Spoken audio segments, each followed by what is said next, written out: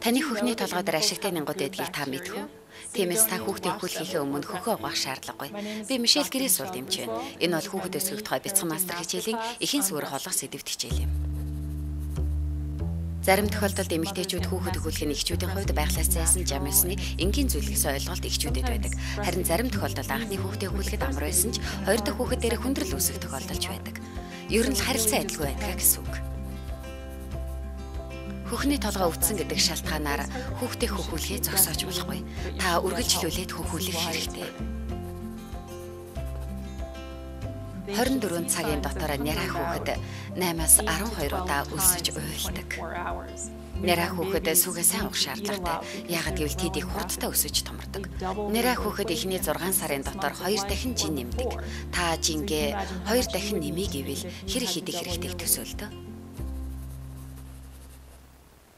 Хүүхдээ хөхүүлэхээс өмнө заавал хөхний толгоогоо угааж цэвэрлэх шаардлагагүй. Хөхний товч түүний эргэн тойрны арьсан дээр биед ашигтай нянгууд хуримтлагддаг. Тэдгээр ашигтай нянгууд нь эхийн хөхийг ямарваа нэг халдвараас сэргийлж байдаг. Амарчсны дараах нэг цаг бол их болон нарийн хувьд их чухал үе юм. Хөхөөр холлох нь их нарийн бүтэцтэй мэдрэлийн үйл ажиллагаа юм. Хүүхдийг төрсөн даруйд нь ээжийнх нь ингэрт наах нь хүүхдийг тайвшруулж хөхөө амлахад нь тус болдог.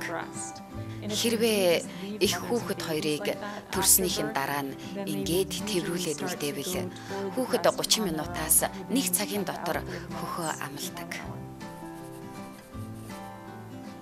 Ихэнх ээжүүд хөхөр хооллож явахдаа хүссэн зүйлээ идэж болно. Ер нь ердийн хоолны зуршлаа нэг их хэвдэх шаардлагагүй. Хамгийн сонирхолтой нь эхийн эзэн хүнстэжэл хүүхдэд хөхний сүгээр дамжин танил болдог. Өөрөөр хэлбэл хүүхдийг 6 сартаагаас нь бор хоолнд ороход нь бэлддэг. Хүүхэд ихэвчлэн нэг ойтоогоос эхлэн хөхнөөс гардаг.